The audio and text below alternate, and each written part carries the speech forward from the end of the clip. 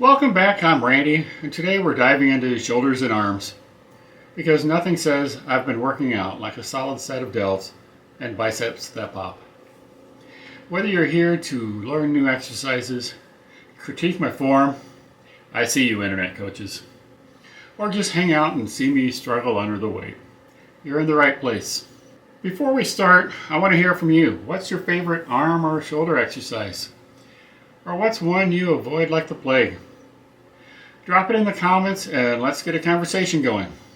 Alright, let's get to it. First up, the dumbbell shoulder press. If you press on time, pun intended, this is a winner. It's quick to set up, super versatile, and best of all, gives you control over your movement. Dumbbells let you tweak your arm path so you can target your delts without putting unnecessary strain on your joints. I set my bench at a high incline, not fully upright, because it feels better on my shoulders. That's just a personal preference though. If you like sitting bolt upright, go ahead. It's your workout, not mine. Here's a key tip. I focus on the lower 3/4 of the movement.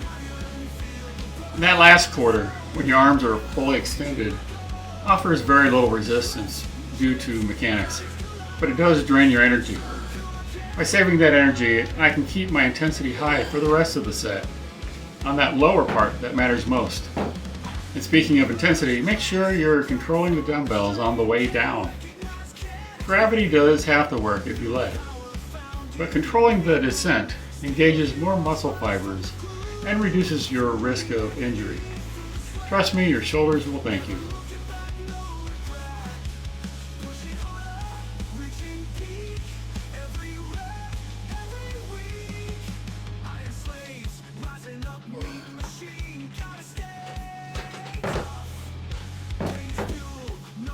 Next is the behind the neck shoulder press, a move that some call risky, but I call precise when done right. This exercise shifts focus to your side delts, giving you that wider, rounded look we're all chasing.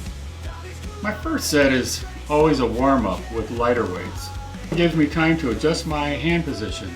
Ideally, I want my forearms vertical, but as you'll see in my first set, they start a little too wide. By the second set, I've dialed it in.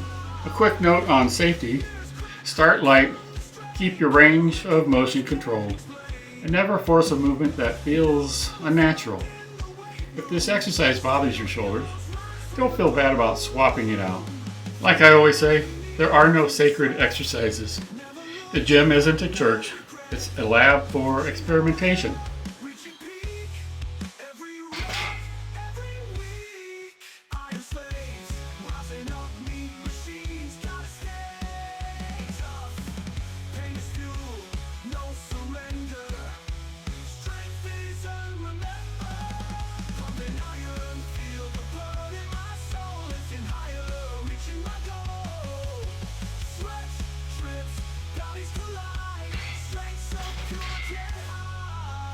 Upright rows are a polarizing exercise, but they're here in my routine. I use dumbbells to keep my wrists and shoulders happy. You can use a barbell or cables if that's your thing, but I find barbells put too much strain on my wrists. My main cue for upright rows is this: keep your elbows higher than your hands. If your hands start creeping up above your elbows, you're inviting other muscles to take over and the focus shifts away from your delts. And if you feel any discomfort, adjust your grip width or switch to another variation. The goal here is consistency, not injury.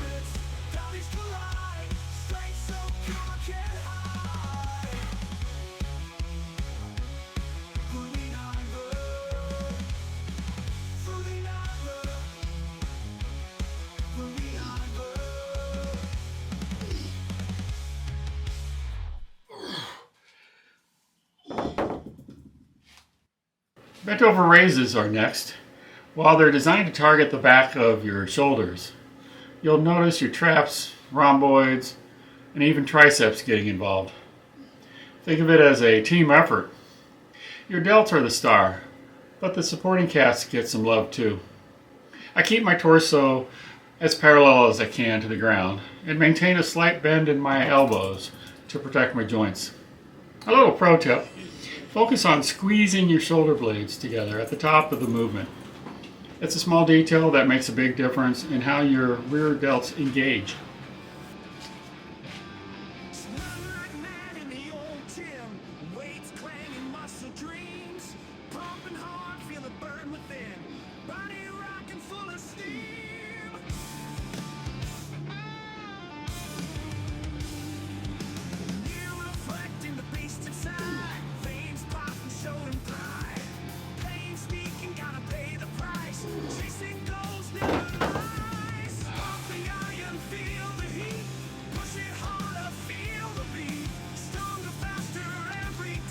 Where I kick things off with a little experiment. For the first 2 sets, I'm facing away from the weight stack. I've been doing this for a couple of weeks, and I wanted to give this angle another shot. It creates a compound movement where my chest and shoulders get into the action.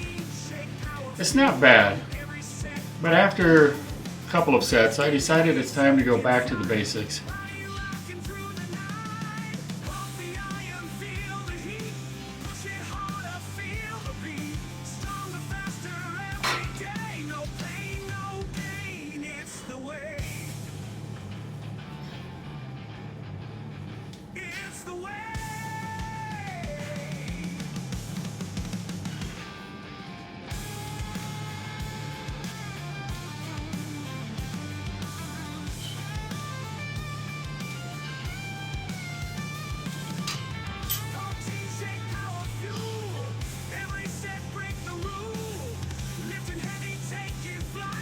For the third set, I switched to facing the weights, focusing purely on isolating the triceps.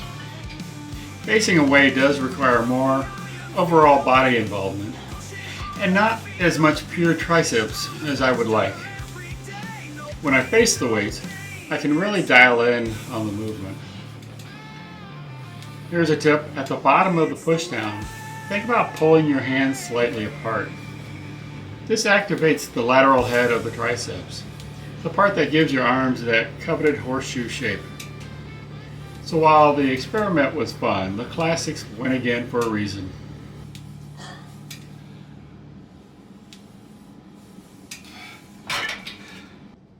Now it's time for a superset. First, we got tricep dips. To keep the focus on the triceps and not the chest, I aim to keep my torso as vertical as possible. And here's where it gets fun. My basement ceiling has created an obstacle. Since it's low enough to interfere, I've had to bend my legs back awkwardly. Picture me trying not to scrape my knees on the floor while I keep perfect form. Well, it's not perfect, but hey, fitness is about adaptability. Next is straight to the incline cable curls. This move is all about stretching the biceps at the bottom and maximizing tension throughout the full range of motion. Sitting on the bench locks me into position, so there's no cheating by swinging the weights like I'm at a rock concert. Here's a fun little nugget. The incline position targets the long head of the biceps more effectively, which helps give your arms that fuller, more balanced look.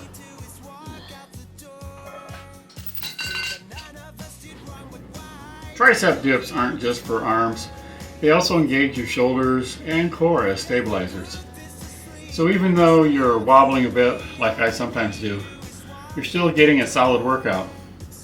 Just make sure you're not bottoming out and putting undue stress on your shoulders.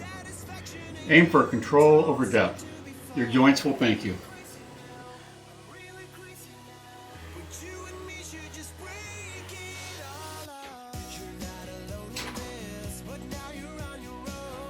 And let's not forget, biceps aren't just for show. They're also functional, helping you pull, lift, and open jars when no one else is around. So if you think arm day is just about aesthetics, think again. These curls are my version of Netflix and chill. Instead of binging a show, I'm binging reps. But at least they give me gains, not just crumbs from a bag of chips.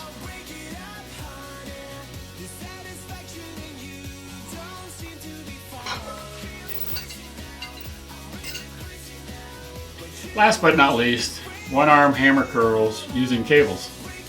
This exercise hits the forearms as well as the brachialis muscle, which adds width to your upper arm. I use a specialized rope attachment to keep my grip comfortable and my angle precise. After some trial and error, I found that facing sideways at a 90-degree angle to the pulley provides the best tension through the full range of motion. When facing the pulley straight on, the bottom part is too easy. When I'm facing the other way, the top part is too easy. So the 90-degree angle seems to be the sweet spot for me. If you do this right, you won't be able to use your arms for a couple of days. It's odd, but that's how muscle building works. First you get an exciting pump, and then later you get DOMs. Well, that's a wrap. This workout took about an hour and 20 minutes, and my shoulders and arms are feeling it. Tomorrow we hit legs with focus on hip movements, so don't miss it. Before you go, let me know in the comments which exercise in today's workout are you excited to try, or which do you hate with a passion. Don't forget to like, subscribe, and hit that bell so you don't miss on the next session. And until then, have a great day.